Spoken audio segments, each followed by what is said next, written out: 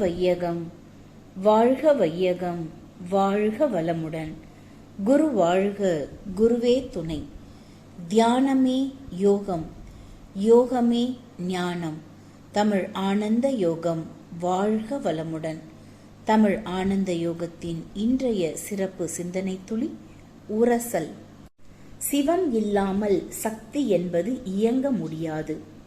இதைத்தான் பழைய திரைப்படத்தில் சக்தி இல்லையேல் சிவமில்லை என்றும், சிவம் இல்லையேல் சக்தி இல்லை என்றும் சொல்லக்கூடிய வசனங்களை நாம் கேட்டிருக்கிறோம். அந்த சிவம் இல்லாமல் சக்தி என்பது இயங்க முடியாது. ஒவ்வொரு இயக்கத்தின் மத்தியிலும் சிவம் என்பது இருந்து கொண்டிருக்கும். சூழ்ந்தெழுத்தும் ஆற்றலினால் இயக்கம் என்று வந்துவிட்டது. அந்த இயக்கத்தின் மையம் இயக்கமற்ற ஒரு சுத்த வெளியாக இருக்கிறது. ஒவ்வொரு இயக்கத்திலும் அணுவாக இருந்தாலும் அசைகிற ஒன்றும் அசையாத ஒன்றும் என இவ்விரண்டும் இருந்து கொண்டுதான் இருக்கும். ஒன்று அசைகிறது, மற்றொன்று அசையவில்லை. அசையாதது சிவம், அசைவது சக்தி. ஒன்று அசைகிறது என்று சொன்னால் அந்த அசையாத ஒன்றை உரசிக்கொண்டுதானே அசைய முடியும். உதாரணமாக, ஒருவர் அசையாமல் அமர்ந்திருக்கிறார். அவர் பக்கத்தில் அமர்ந்திருக்கும் ஒருவரை அசைக்க வேண்டுமெனில் அவரை உரசிக்கொண்டுதானே செல்ல முடியும். இது போலவே அசையாமல் இருக்கக்கூடிய சுத்த வெளியை உரசிக்கொண்டுதான் அசைகின்ற சக்தி என்பது இயங்க முடியும். எனவே முதல் அணுவாகிய அந்த விண் எனும் நடுவிலேயே சுழல்கிற அந்த இயக்கமாகிய சக்தி என்பது அசையாத சிவம் என்ற அந்த இறைநிலையை உரசிக்கொண்டுதான் இயங்கிக் கொண்டிருக்கிறது. அந்த உரசல் என்பது தொடர்ந்து நிகழ்ந்து கொண்டே இருக்கிறது. எப்பொழுது இயக்கம் என்று வந்ததோ அந்த இயக்கம் இயங்கிக் கொண்டிருக்கும் வரை அந்த உரசல் என்பது இருந்து கொண்டேதான் இருக்கும். அந்த உரசல் நிற்கவே நிற்காது, நிற்கவே முடியாது. விண் எனும் முதல் பூதத்தை தான் இதுவரை சிந்தித்துக் கொண்டிருக்கிறோம்.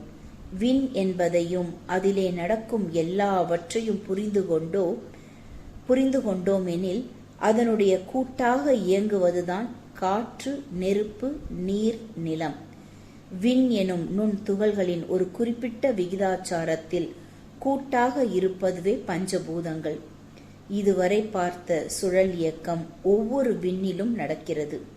அது கூட்டாக இருக்கக்கூடிய பஞ்சபூதங்களிலும் இதே நிகழ்ச்சி நடந்து கொண்டுதான் இருக்கும். உரசல் என்பது எப்பொழுதும் நிகழ்ந்து கொண்டே இருக்கும். எதுவரை நிகழும்? அந்த இயக்கம் இருக்கும் வரை நிகழும். சக்தி என்ற இயக்கம் இயக்கத்தை நிறுத்திவிட்டது என்று வைத்துக்கொண்டால் அது சுத்த வெளியாக மாறிவிடும். சுத்த வெளியான பின் அங்கே உரசுவதற்கு ஒன்றும் இல்லை. எனவே இயக்கம் என்பது இருந்தால் உரசல் என்பது இருக்கும். உதாரணமாக, சைக்கிளின் சக்கரம் சுழல்கிறது. சக்கரத்தின் நடுவில் அச்சு ஒன்று இருக்கிறது. அதன் அச்சு சுழலாமல் அசையாமல் இருக்கிறது. ஆனால் சக்கரம் மட்டும் சுற்றுகிறது. சக்கரம் சுழல வேண்டுமென்றால் அதன் மையத்திலுள்ள அசையாத அச்சினை உரசிக்கொண்டுதான் சுழல முடியும். அவ்வாறு உரசிக்கொண்டே சுழல்வதால் தான் ஒரு காலகட்டத்தில் அச்சு தேய்ந்து போய்விடுகிறது. அதனால்தான் அச்சினை மாற்ற வேண்டி வருகிறது. எந்த ஒரு இயக்கமும் அதன் மையத்தில் இருக்கக்கூடிய அசையாத சிவத்தோடு உரசிக்கொண்டுதான் சுற்றும். இந்த இயக்கம் இருக்கும் வரை உரசல் என்பது தொடர்ந்து நிகழும். இந்த உரசலின் போது உரசலினால் வெளிப்படக்கூடிய ஒரு ஆற்றல் உருவாகிறது. அதாவது உரசலின் போது அதிலிருந்து ஒரு ஆற்றல் வெளிப்படும். அந்த ஆற்றலுக்கு பெயர்தான் காந்தம். காந்தம் என்பதை எளிதாக அனைவரும் இந்த விளக்கத்தினால் அறிந்து கொள்ளலாம். இறைஞான ஆசிரியர் நன்மணி ஐயா அவர்களுக்கு நன்றிகள். வாழ்க வளமுடன் ஐயா.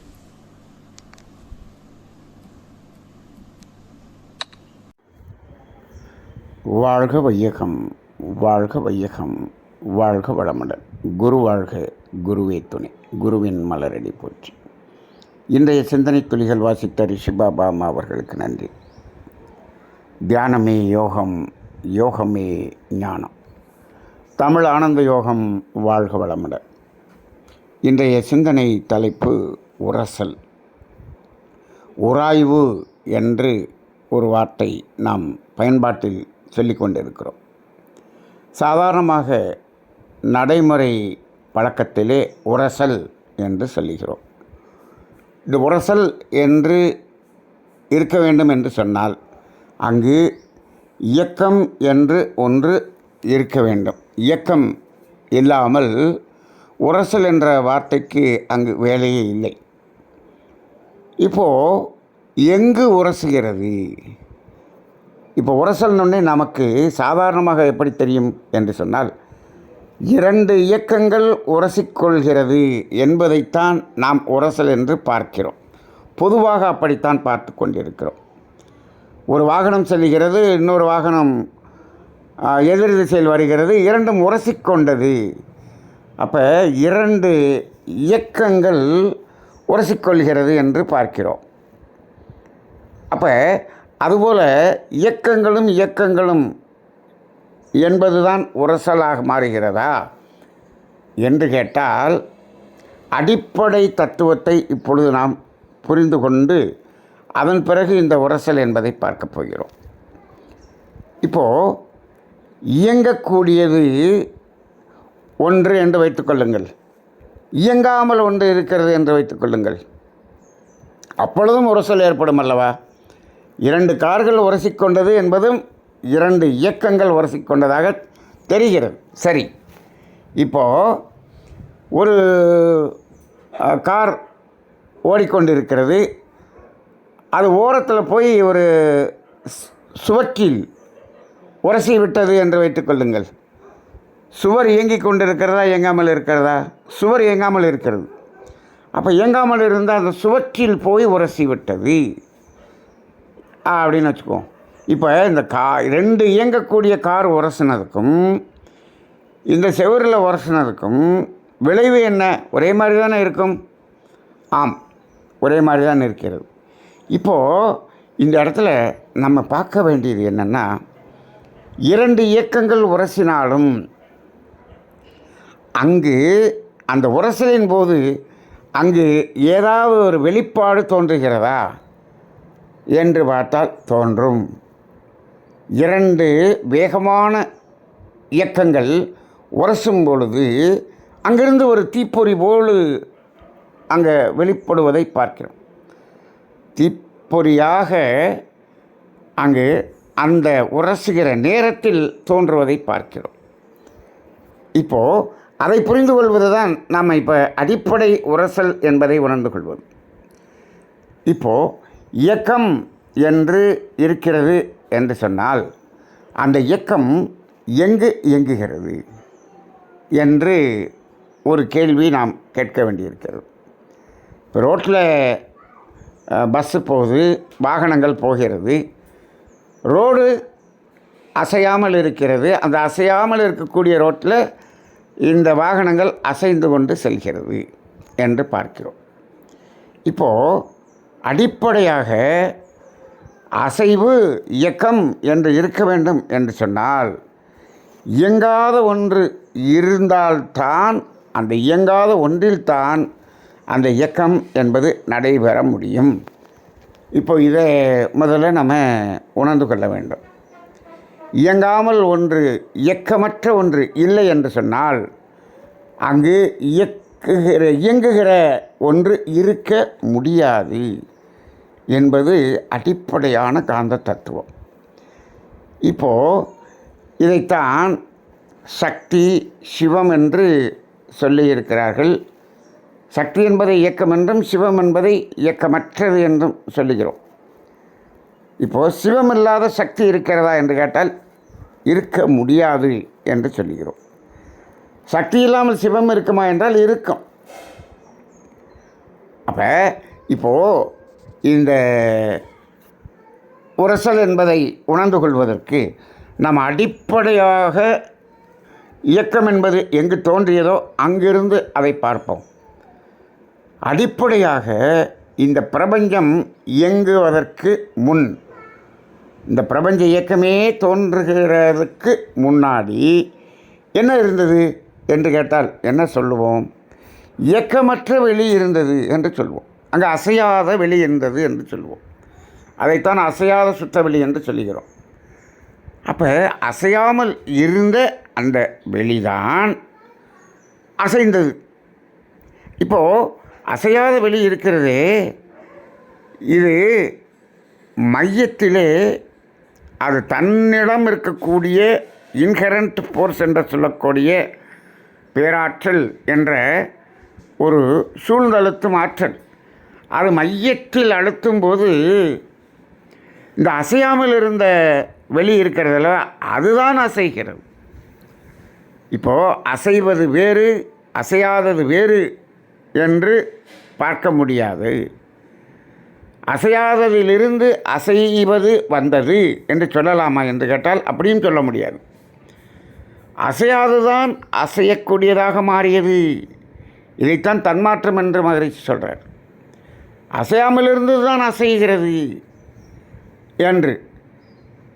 இப்போது அசையாமல் இருந்ததுலேருந்து அசைகிறது வந்துருச்சு அப்படின்னு சொன்னால், அப்போ அது அசைகிறது அசைஞ்சுக்கிட்டே இருக்கணும்.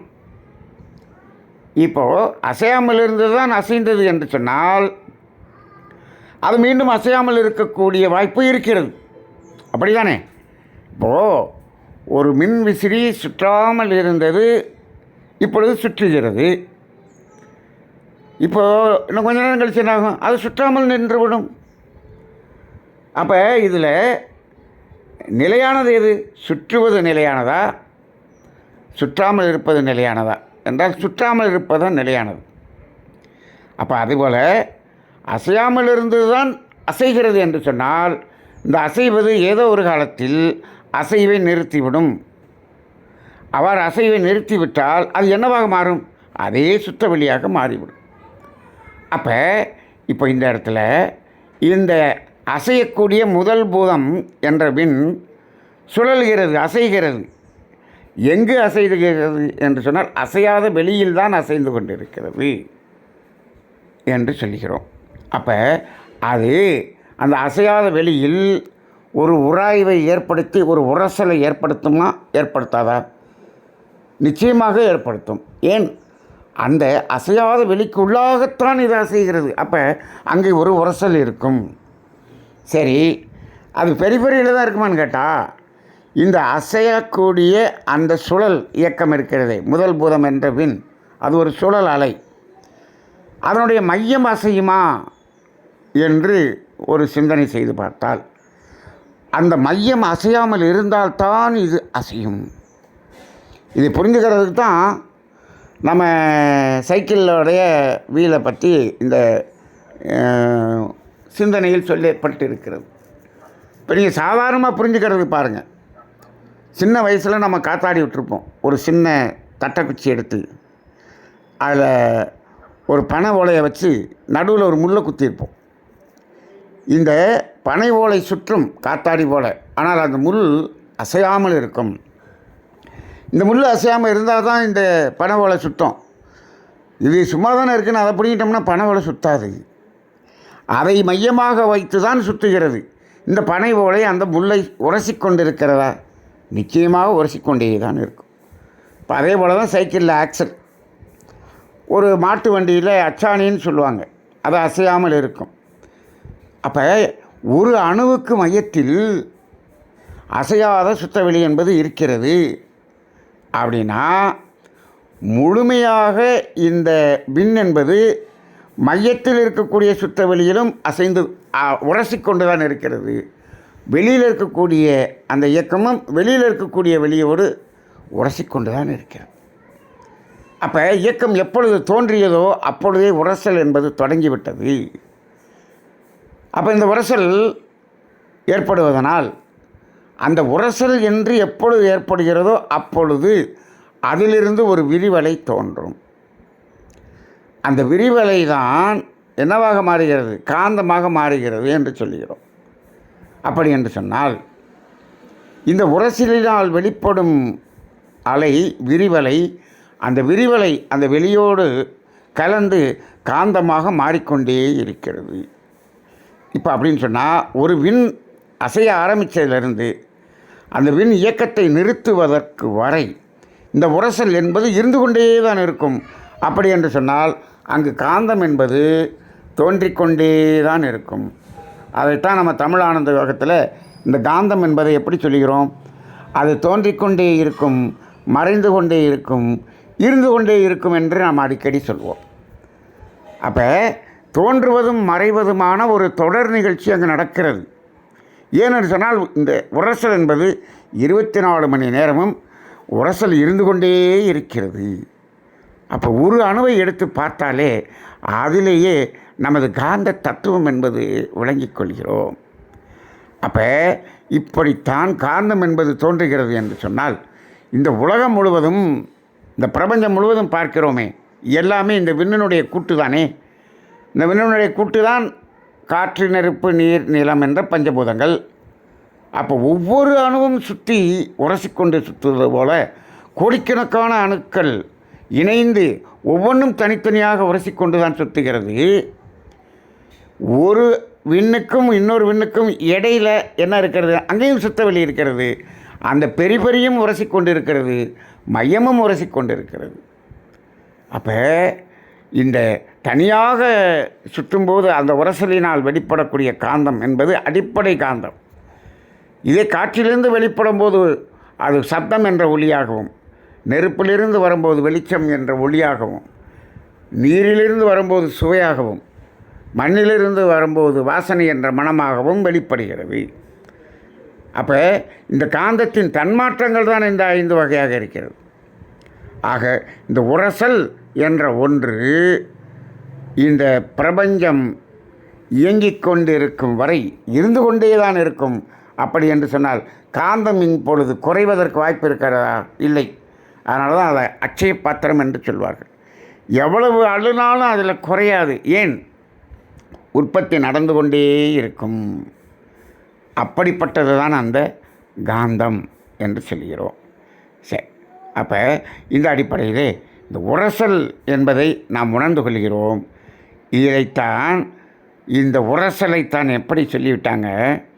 சிவம் என்ற அசையாத சுற்றவெளியை சிவன் என்றும், அசையக்கூடிய சக்தி என்பதை பார்வதி என்றும் இவர்கள் உருவகப்படுத்தி மக்களுக்கு புரிய வைப்பதற்காக அந்த இருவரையும் கணவன் மனைவியாக சித்தரித்து இருவரும் உரசினார்.